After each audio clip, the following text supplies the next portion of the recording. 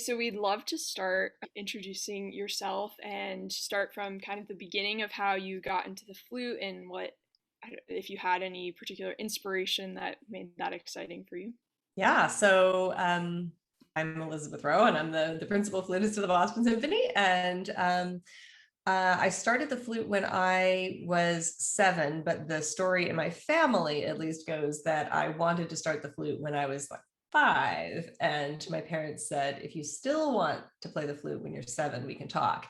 And the reason I knew that I wanted to play the flute is that my parents are not musicians, but they were music lovers, had a lot of music on in the house, a lot of opera on in the house. And I was always drawn to the sound of the flute. So I just loved the sound. And so that's really just as simple as that. That's why I started.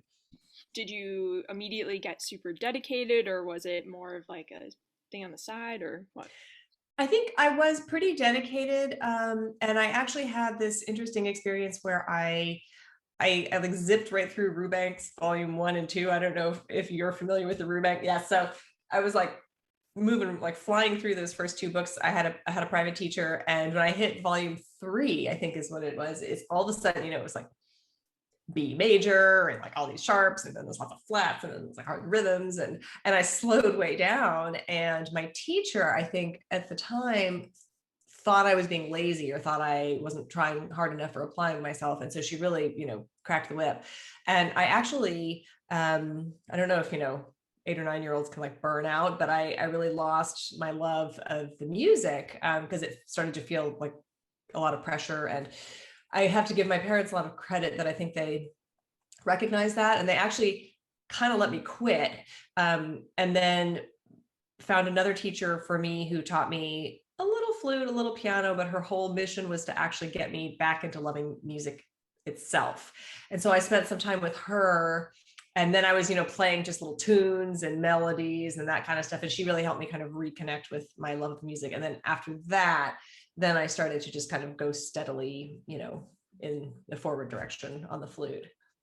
Yeah, and so was it the logical step to, go to school for music, or was that something?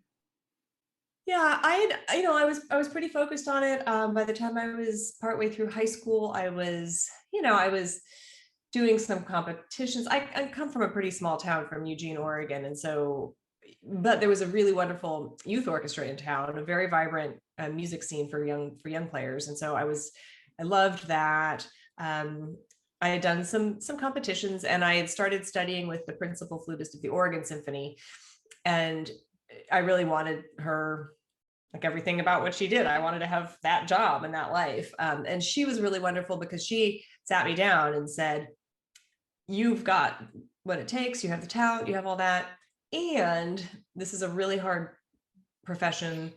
And I can't make any promises that however hard you work and however much talent you have, that it will actually turn into a job in an orchestra that you can support yourself with. And so she said that I should be prepared to wait tables until I was 30. And and now I think that I'm like many, many years past the age of 30. I think to myself, wow, that's serious. And when I was 16 or 17, though, I was like, sure, no problem. Because I didn't really understand that. But she did a really good job of preparing me that it's a difficult profession, and just working hard and being talented and wanting it doesn't necessarily always guarantee you sort of the idea of what a perfect job might look like for you, whatever that was in my 16-year-old brain.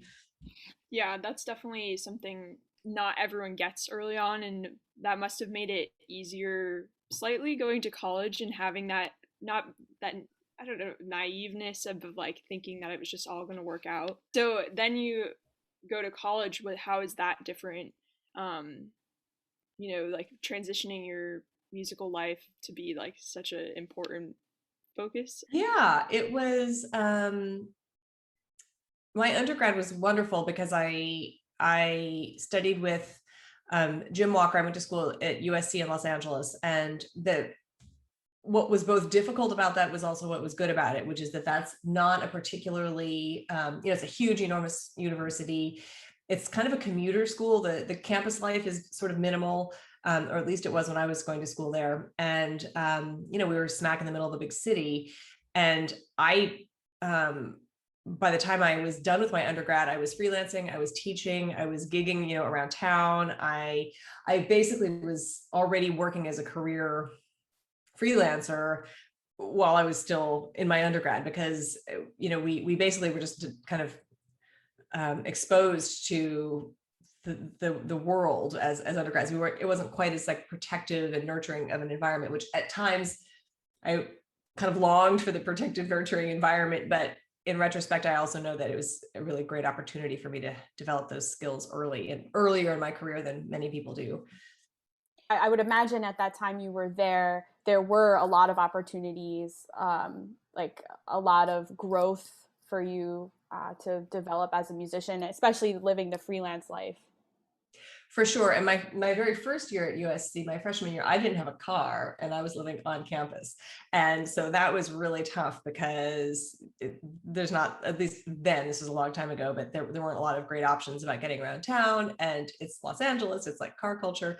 So my second year, I was able to get a car, and that really changed a lot. And I was, teaching and working all over the place by the time I was done with my undergrad.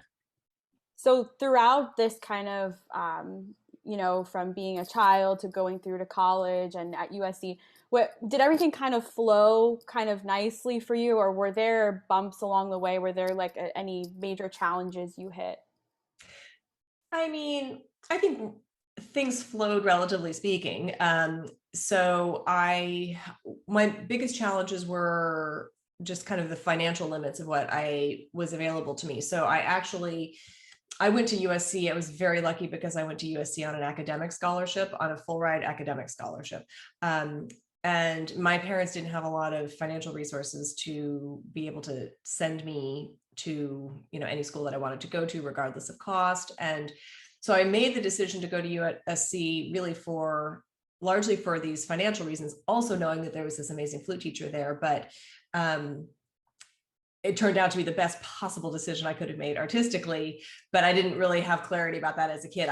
It was basically like, I have to go where I get the best financial package, period. And it just happens to be that I also landed with the best possible teacher I could have imagined. But I encountered kind of a similar roadblock, and then really good fortune partway through my undergrad when my teacher told me that I really needed a better instrument, and that my instrument I had reached maximum, whatever was available to me on that instrument. And I just didn't have any resources available to me. And thanks to a foundation in Los Angeles, the foundation connected me with some donors and some sponsors, and I got some help getting an instrument. So I guess those aren't really obstacles in a way. They were just incredible opportunities that I had that I really don't take for granted. But, for the most part, I kind of was on a steady forward trajectory, whatever that kind of looks like. Yeah, I think it depends on who you are. Like, I think for me personally, mine is similar to you, where things kind of flowed, but then my challenges kind of came a little bit later. But it just depends on who you are. But yeah. That's exactly right. And I think that also the idea that a straight line is the best way to get somewhere is, I challenge that idea often too, because sometimes things that appear to be setbacks or detours along the way are really valuable opportunities just to get a bigger understanding of the way the world works and to figure out what you want. And so sometimes I think even when things just roll along really kind of everything goes as expected or in order, it almost doesn't give us an opportunity to sit with some of those questions a little bit, where sometimes those slight detours or other obstacles can help us get in touch with ourselves a little better. So did you start taking orchestral auditions in undergrad, or? Yeah, I started taking orchestral auditions in undergrad. I only ones that were, well, no, I shouldn't say that. I started with ones that I could take in the region. So I auditioned for the Long Beach Symphony, and I auditioned for, at that time, the Hawaii, I forget if it was symphony or philharmonic, but they would hold kind of regional auditions in a few different locations in the continental US, so that people didn't have to travel to Hawaii. So I auditioned there, and I auditioned for the Rochester Philharmonic right before I graduated. There might have been, so that was my first, I think, audition that I traveled for. But I was already kind of getting my feet under me early on. obviously everyone's different, but do you feel like for you taking those auditions earlier on was helpful in the scheme of things, or? For me, it was super helpful. I learned so much, especially because they were kind of, the ones that were local were kind of low risk in the sense that I didn't have to spend a ton of money on plane tickets and do all of that. And like my audition for Long Beach, I think it was the Long Beach. No, it must have been even an earlier one that I took. I had learned a flute excerpt with the wrong note in it. And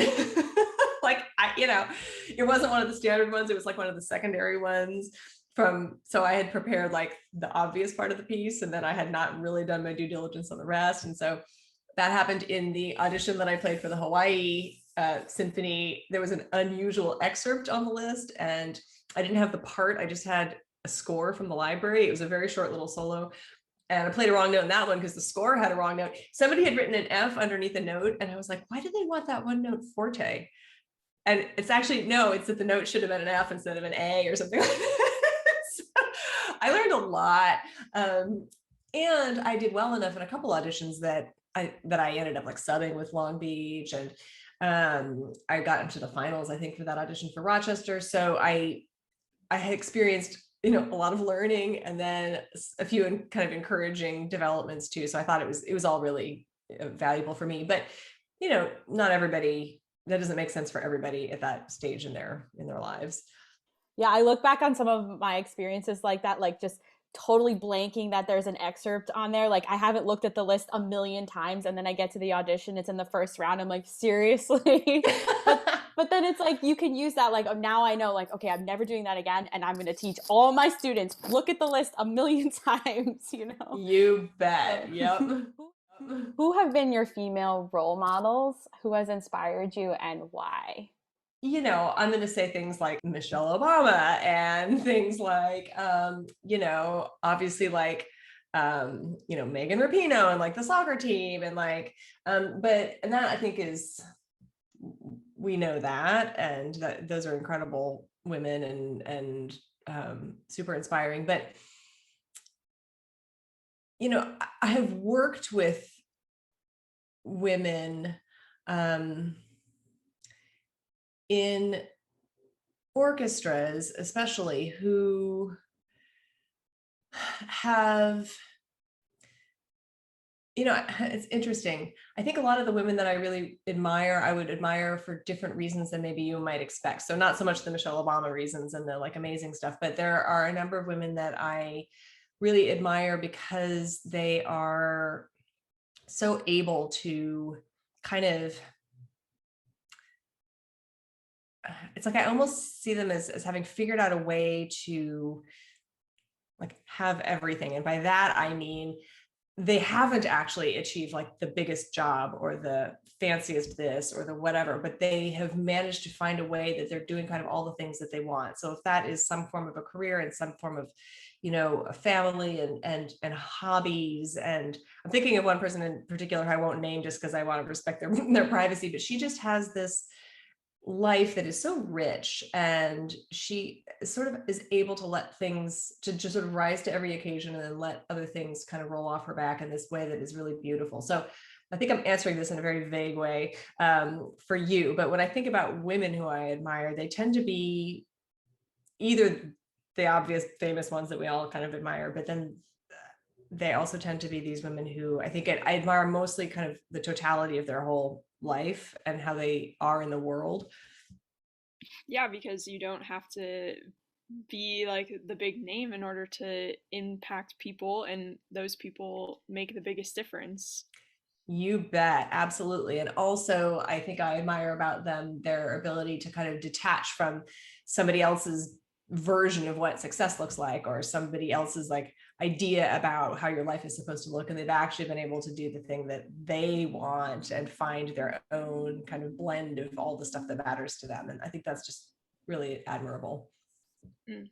And it's great to hear that you notice that too, because that's why we look at you as a role model for those exact reasons. So we have this, just really nice lineage of these women who are doing amazing things that we can look up to.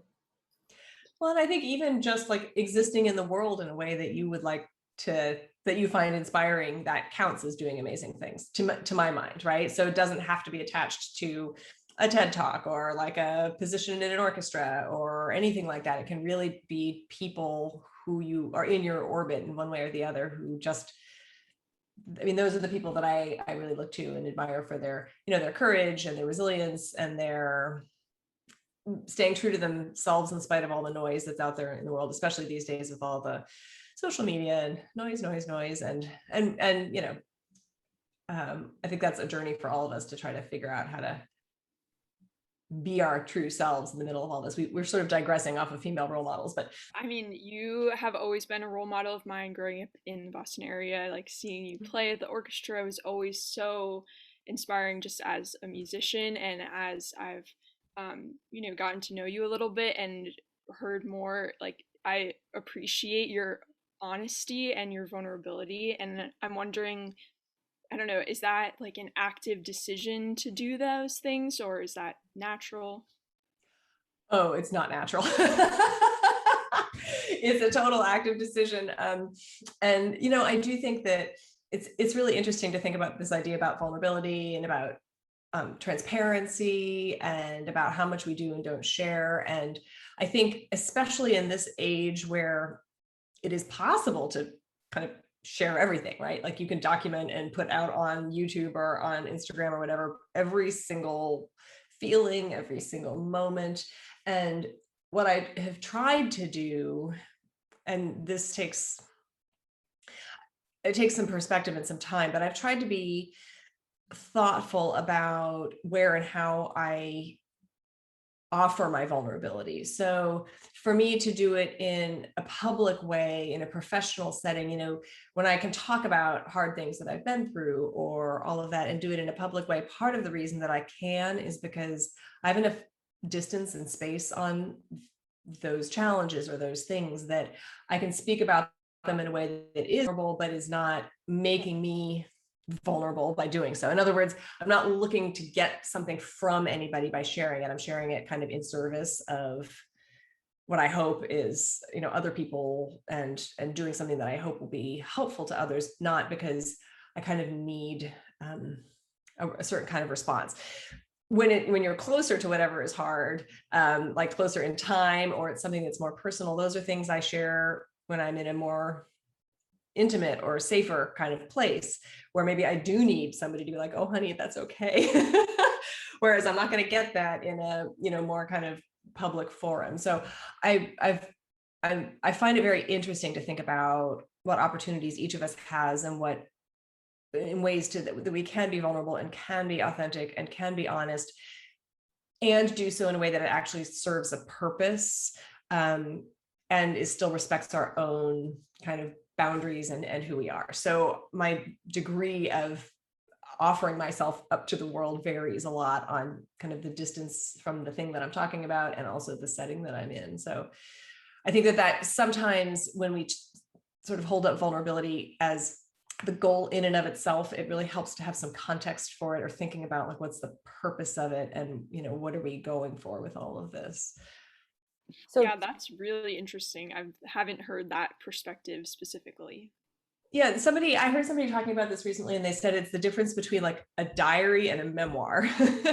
So the diary is like, oh my God, today was like a terrible day, and oh, tomorrow's a better day, and and a memoir is looking back, reflecting, being able to share things, but do it with some insight or some perspective, some purpose behind it. And so that's what I kind of hope to do by speaking about things more openly. I'm not really doing it in the like daily diary kind of manner, but when I have a little bit more ability to have some perspective or insight into it. So is that basically how you create these safe boundaries, is by looking at it this way? Well, it's a way of, yeah, I mean, when you think about boundaries, I think about them as being very, very variable. So, and that's something that I've learned. So that's what partly I talked about in my TED talk or my TEDx talk is that I had developed like very, very strong, armor and boundaries really to protect myself when I felt like I really needed that. And eventually came to realize that they weren't serving me I'm not sure if they were serving me even at the time that I constructed them, but they certainly weren't serving me then, years later. It was just kind of habitual at that point. And so now I try to think about boundaries as something that I can kind of control. It's like, I can do I lock the front door with 3 deadbolts, or do I have the front door open and the screen door closed? And do I have my, where am I, how much am I inviting somebody into my space, into my thoughts, into all of that? And I can kind of adjust that depending on my personal state of being and the space that I'm in, the company that I'm in, all of that. Was there a specific experience that showed you that you needed to change this way of thinking? Well, yeah, I mean, I think what ended up happening, I was sort of offered the new perspective, because it was when I was in the middle of my lawsuit for equal pay, and was feeling very, very isolated, and had been feeling very isolated professionally for a long time in other ways, but was sort of accustomed to that, and accustomed to be like, okay, this is me. I got to do it by myself. I've got to, and not to say that I don't have friends and family and all that support that I do have, and yet I also felt kind of very much like this lone warrior, and I got to withstand this and women started reaching out to me from all over the place, and sharing their stories and talking about how much my story had helped them. And I started making these connections with these women, and felt compelled to kind of drop my guard, because I felt safe too with those women, and then started to experience kind of the power of that, and that I was gaining so much from their being able to be vulnerable with me, and then me to be able to reciprocate with that. And then started kind of leaning more into that in that conversation that we were all in a couple of summers ago at Tanglewood. I was in the process of kind of thinking about what's my role in these kinds of conversations with, when I'm in a kind of mentorship leadership space, how much do I share with younger professionals, what's appropriate to share, what's not appropriate to share, because it's actually, maybe I'm not yet in a position of being able to do it with insight and with, perspective. I'm still in the bleeding wounds kind of, state of things. So it's been an interest. I've been very fascinated by this for a number of years now, but the way I discovered it really was because of other people showing it to me. It's a really beautiful, organic way of coming across that. And I don't know, I think that's amazing. So I guess kind of this naturally shifts into the Seeing Beyond the Notes group, and how you came to start that and what inspired that. That's such a great question. So I wish I could say it was just purely my own idea and it popped into my head one day. But I had been exploring, I've had a long interest in kind of expanding the work that I do beyond just the stage, performing on the stage, and had actually been working with kind of I think she calls herself an executive coach, but I've been working with a coach to help me sort of think about expanding my career, ways to kind of think about what excites me, energizes me, ways that I can have an impact that goes beyond playing my flute. And we had been talking about about that just general concept for a while. And then the pandemic happened and the whole world, stopped, as we all know. And I was in a conversation with her, and we were talking about, what were the experiences that I had had in my life that felt the most motivating and inspiring and meaningful to me and energizing. And I talked about, these conversations I have with people like the two of you, who I have loved having those conversations with musicians about, not necessarily the nuts and bolts of how do I play my instrument or how do I win an audition, but more about how do I sort out, do I really want an orchestra job, or my partner has a job there and I have a job here, and what does that mean? Or I think I'm really good, but I can't get over this voice in my head that says that I'm terrible, or, all of these conversations that have gone on for so long, that I've found so meaningful. And so she said, well, why don't you start a Facebook group? And I said, what's a Facebook group? because I wasn't on Facebook and I was really like, ugh, anything with the word Facebook in it, I really don't want to do it. And but I started thinking about it and started kind of imagining what could be interesting or of value. And so then I just thought, well, I'm just going to do it. And I spent a couple of weeks thinking about trying to create something that was both had practical tools and, ideas around talking about the stuff that musicians are interested in, because it's, like, how do you use a metronome and how do you like organize your practice time and how do you prepare for auditions, but then really intentionally pairing it with stuff like imposter syndrome and, negative self-talk and, all the other stuff, and making space for that in the conversation. So that's why I did that. Yeah, it came at such a great time too, because it was such a hard time I think for all of us, just being like, what is happening to my life? And we're having these huge questions, and it's not just about like, how do I play with the metronome better? At that point, we're like, whoa, and so when you started coming out with these videos about all of these really deep things, I think it was just so needed.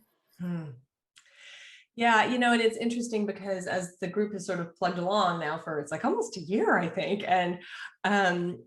And it's kind of evolved as I have had more or less time to invest in it. And also as people's engagement kind of goes up and down, but I continue to hear from people saying, oh, there was that post about, whatever it was that it was like 2 months ago, it was about hobbies and gardens and something. And it like really resonated with me. And I say, really? Wow. Okay. And, and I think that for me, it has kind of almost evolved into a thinking out loud space.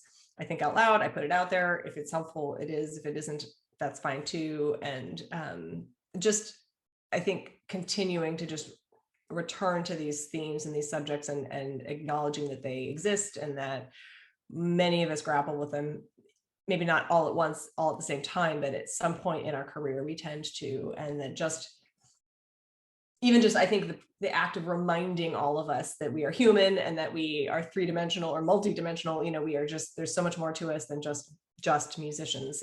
That's kind of that was my intention behind that group. So, but I do find that I get as much out of that process of kind of thinking through these things and trying to put words on them as anything else too. So it's been really a joy. And another thing I feel like the group serves as is when there are conversations and people are talking about different things that they're experiencing, and first of all, I feel validated because I'm seeing so many people like agree, but then also I just feel so much empathy. That group really helps solidify that in myself. That's beautiful. And that's, empathy really is built on just a tiny bit of shared experience. It doesn't have to be a lot. You don't have to have identical lives or thoughts or ideas or anything, but if you can just find a little point of shared commonality, that's really all that empathy requires. And for us, it coming from our role models is really huge, because it's sometimes, it is hard for us to relate. Like, even though you may have been through all of these things we don't know about, we still see this polished version of you. And so it's hard for us to imagine that you might feel that same way. But when you come out and say, no, I'm just like you guys, it's like, wow, it's so empowering. I hope so. That's my hope in all of this. And, for all of us, one of the hardest things about being, I think one of the hardest things for me about being a woman in an orchestra of the sort of size of the Boston Symphony in a leadership position is that there are very few other women in similar positions in similar kind of orchestras to look to see like, how are you doing this? How do you, and not that I can only look to women, of course I look to my male colleagues too for all of this, but I think that there's something that's really helpful about kind of being able to see in action somebody who's a few steps ahead of you, like a few steps farther down the road, and then you can envision yourself following that same path. Right? Yours will look different, but at least it's kind of there somehow. And the more that I can kind of connect the dots between wherever I am in my life or career and where some younger people might be, and to not act as if it's been like this the whole time, the whole time that, or also not to pretend as if once you get the big job or have a certain amount of status or a certain amount of whatever, that you kind of are fixed in between your ears, like that the interior stuff is like all, fabulous. So is that kind of what motivated you to become this kind of mentor and take on these mentoring roles? Is that thought in your head?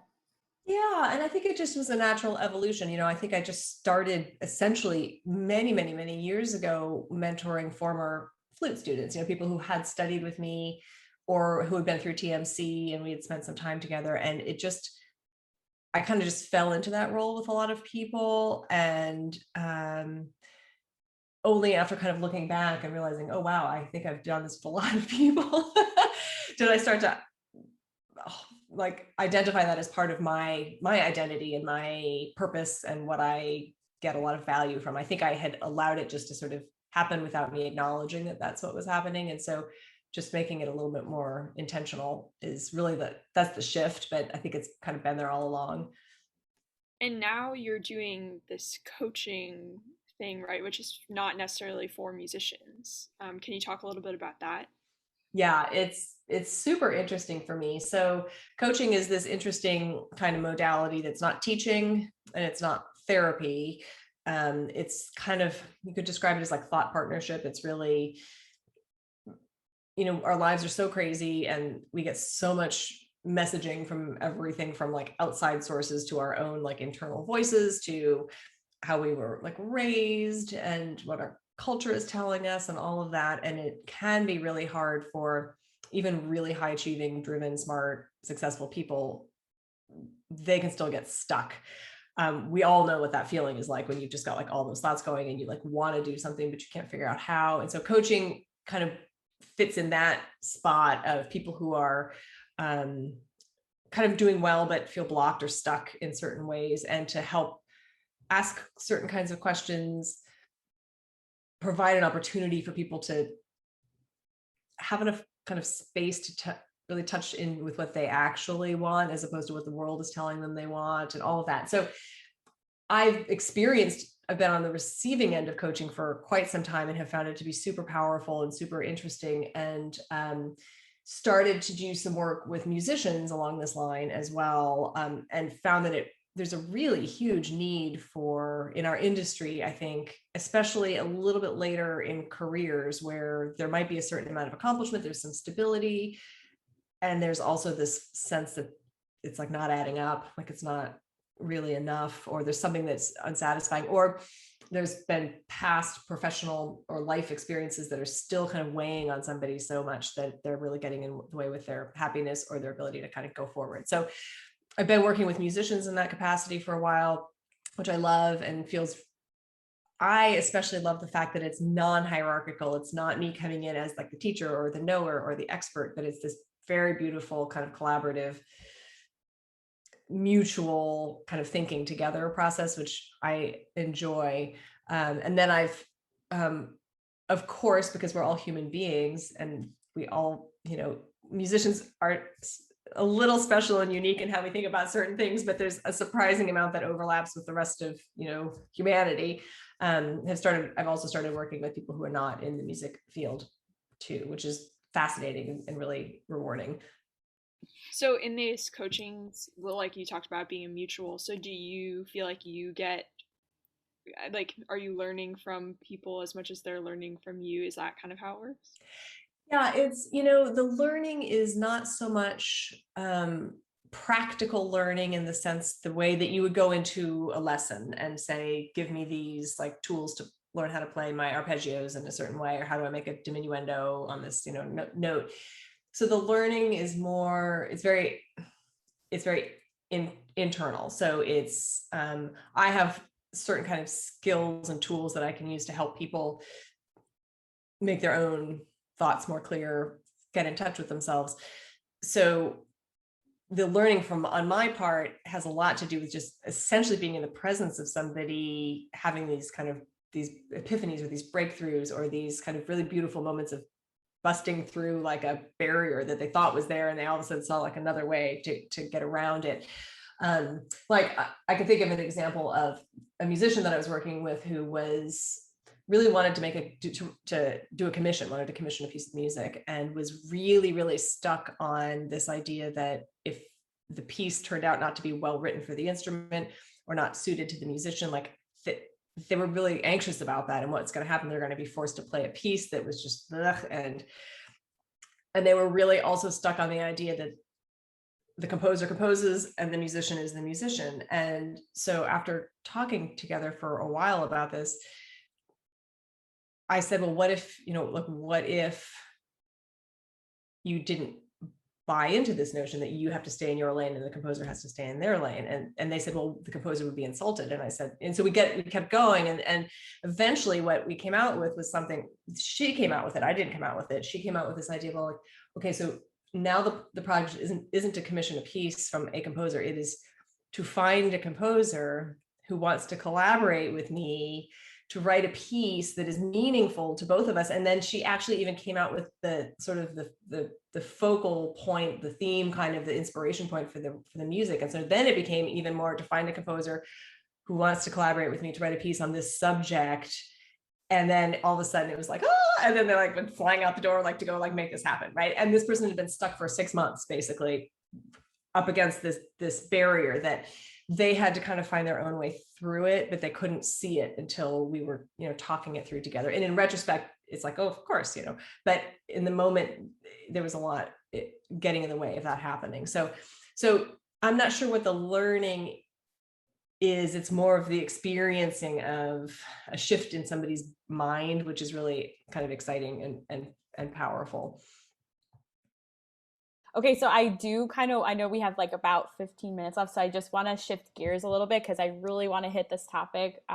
Whenever you talk about your first few years in the BSO and how much you struggled, this for me, just like, I just can't even imagine, because I think about what it was like being in that environment and having to push through and how you did that. And I don't even know how you did that, but yeah, just how you learned how to mentally prepare yourself for that situation, and keep going.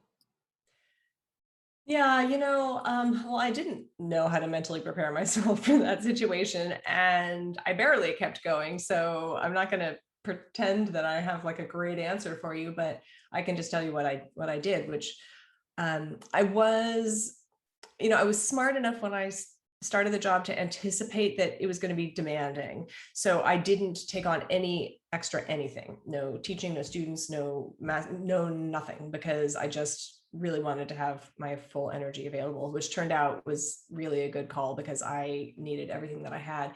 And I think back sometimes on those years, and I remember that it's like I couldn't even watch like a new television show. I was watching, like, I would like come home and I would watch like reruns of Law and Order, because that was like all I could take. Like I think I would go completely catatonic. I was so exhausted. And I remember going on, like, having a week off, and I would like paint a room in my house, because like the walls, just because there was something that was just so concrete about it. It was like, first it was white and now it is blue, and I can see it.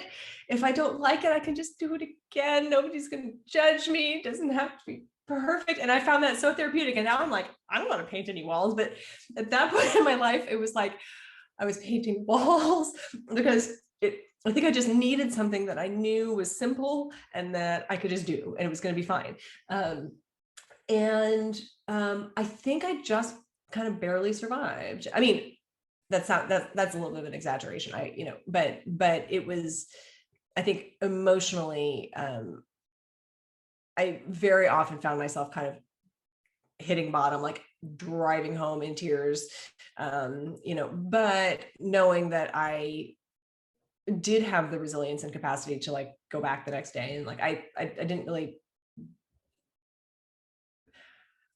I think I had enough resilience and enough stamina that I could keep it going. And I do know musicians who've had to sustain longer periods of time when they felt really heavily scrutinized and under, the stress of not having their job secure yet, and all of that. And it takes a huge toll.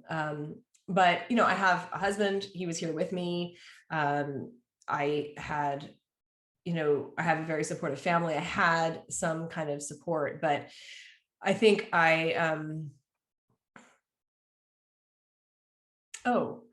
also,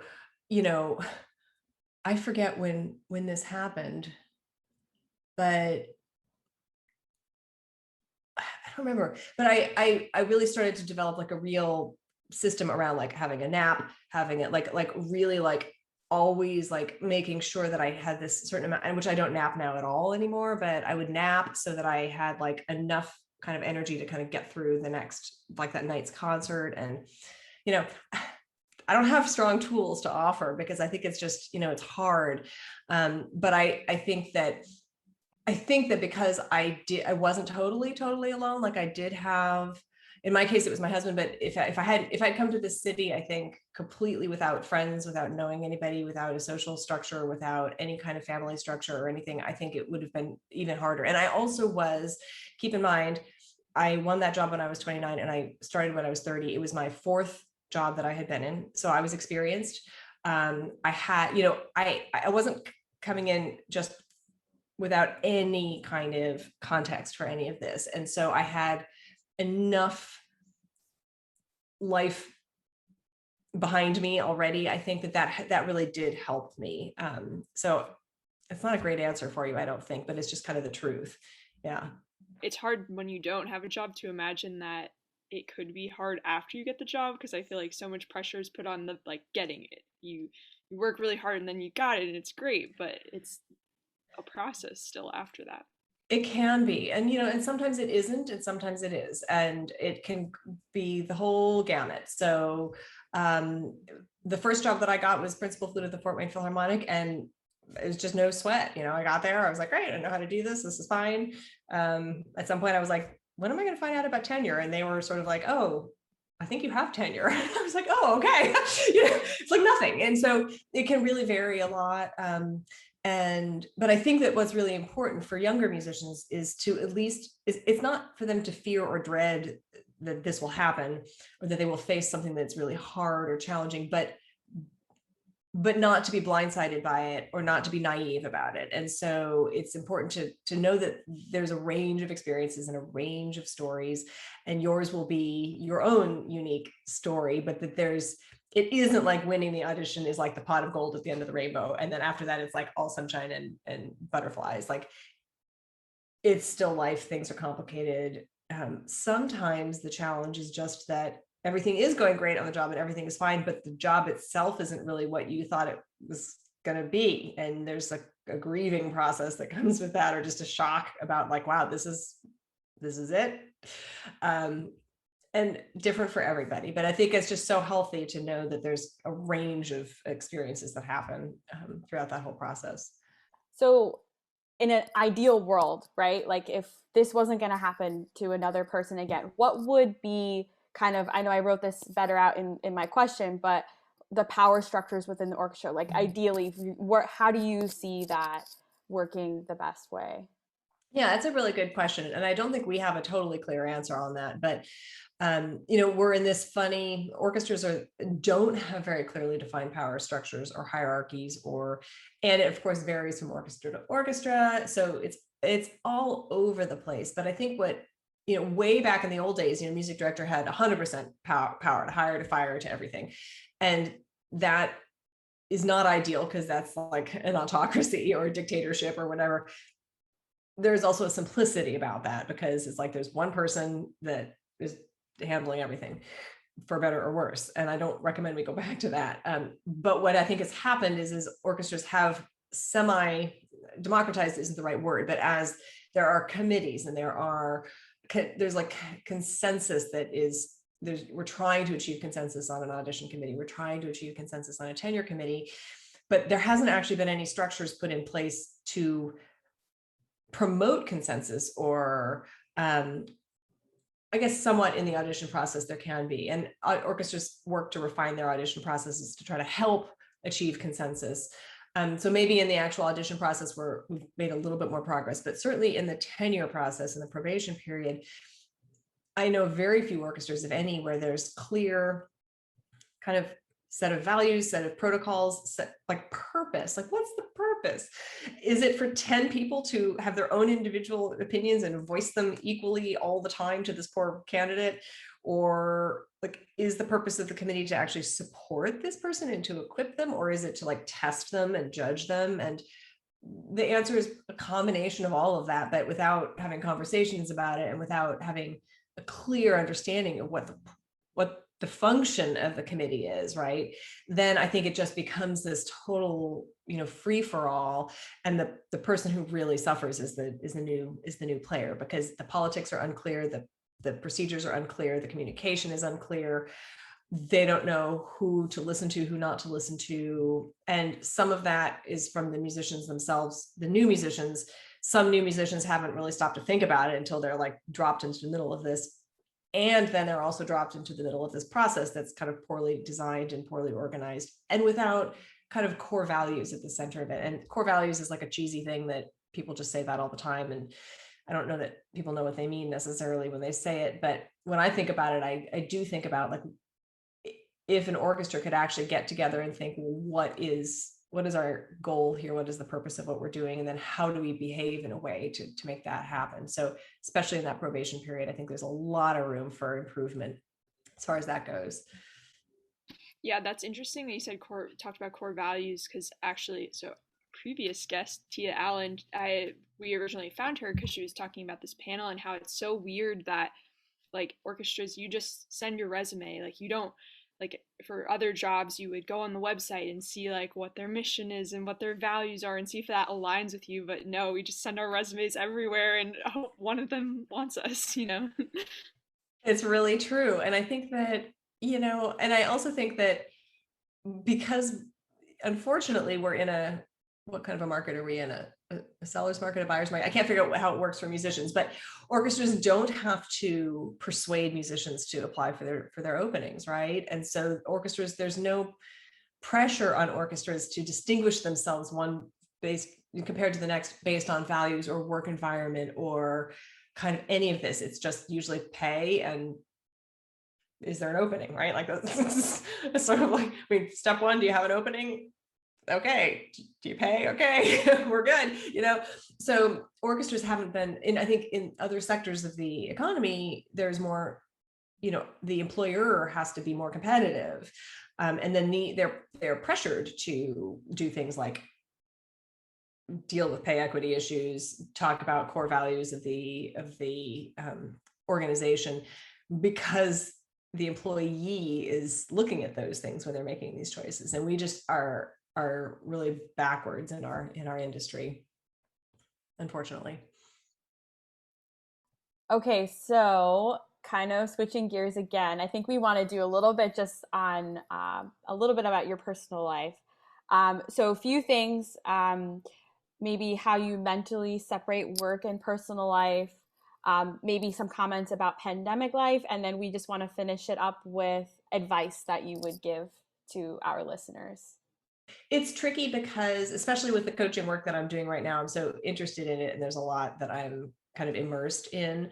And so balancing that and my performance work and then everything else that I'm doing, I'm finding that it's really valuable for me to have dedicated time where I do nothing. And that's very hard for me. It's not my nature. I like to stay in motion and be doing things. And I am very likely to burn myself out. And I say that intentionally, burn myself out, because I do it to myself. It's like nobody's fault but my own. And I don't really notice it happening until I am then kind of low level burned out. And then I have to sort of take a whole day where I'm just, catatonic, and that's not ideal. So for me, it's trying to be very, very mindful about having time that is dedicated, that's unscheduled.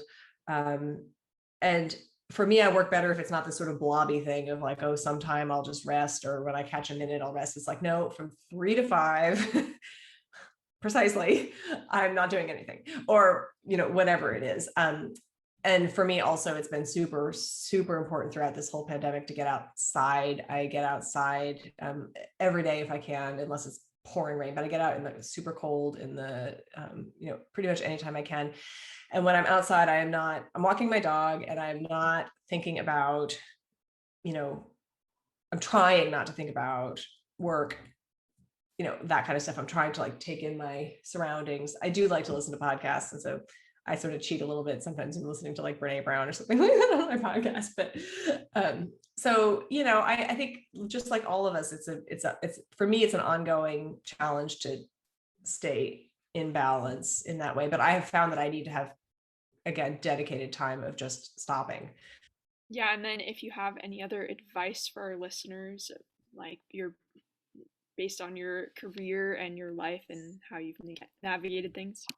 Yeah, well, I guess one of my favorite themes that I like to think about with people, which touches on stuff like imposter syndrome and fear of failure and fear of like taking bold action and all the things that we kind of, all of us or many of us confront. I'm super interested in exploring kind of the stories we tell ourselves. And we are always telling ourselves stories about everything. And we tell ourselves stories about other people. So part of what I feel like my role to do is to dismantle some of the stories that people might imagine about somebody like me. So that's part of why I share about things that are hard for me or all of that, is to allow you all to have a story that's actually more true and that's more factual about somebody like me. But we also tell stories about ourselves, like I'm not very creative, or I am super emotional, or and we have these stories that we tell both about ourselves and about other people, and they're usually 80% kind of conjured up, based, right, and not really based on truth. So especially for musicians who are like, everything goes well for that person, they win every audition they take, they, it's just like all the doors open for them, they're so perfect, and I'm terrible and I'm always failing and I'm doing all of that. I'm really interested in like, let's challenge those a little bit and ask, maybe, is there more to that, to their story, and is there more to my story too? And that can be really helpful, I think, to get us out of this comparison mode that we're often in, and let us ground ourselves a little bit more in reality, and also the complexity of the truth, which is always more nuanced than we think, especially with social media. Like that is all that Instagram is other people's stories, or we making up stories about other people, right, based on the tiniest piece of information about them. So basically kind of challenging people to look at your thoughts, and are they valid? Are they taking in the full spectrum of the situation, or is it just honing in on one little piece? Yeah, or like, how much of this is am I creating? We love to create like we create a full picture in our mind about something, but how much of that is our own creation versus what we know to be true? So if we see somebody who always looks put together and is like fabulous, and we're like, wow, they've got it all together, they're so smart, they've got it all pulled together. Well, what we can say is they dress well and their hair looks good. Beyond that, we don't know if they're happy. We don't know if they are like working 20 hours a day to make that happen. We don't know if they're like super in debt because they're paying for a hairdresser to come style their hair every morning at 8 a.m. Like, we can go on and on and on, right? So there's lots of things we don't know, but when we see somebody, we take that one or two things that we do know, and then we build a whole narrative around it. So that narrative can often isolate us, make us feel bad about ourselves, and just be very kind of a caricature version of things. And so stopping ourselves when we get into that mode, and we do it about ourselves too. So it's like, I never do this, I always do that, we tell ourselves stories about ourselves too. So stopping and saying, well, no, what's the actual piece of truth in here? And then what is the stuff that I've added to it just to give it, a story, which we really love to do. Yeah, and a lot of the times people are actually going through a lot of things you don't know about, and so you've created the story, but actually they might be going through a lot. And when you're vulnerable with one another, it's this great moment of sharing, because you realize that that's all a story, and at the end of the day, you're both still just human. You bet. And that's exactly why being vulnerable in the right environment and in safe spaces is so powerful, because it fills out all of those. It prevents us from having these kind of ideas about each other that are based mostly in our own imagination. Yeah. That's great advice. Thank you so much for talking with us. This was inspiring, and I just enjoyed it a lot. Yeah, we're just so grateful. Like, we've been thinking, this has been on our brain for so long, and now it's finally happened. So we're just so grateful.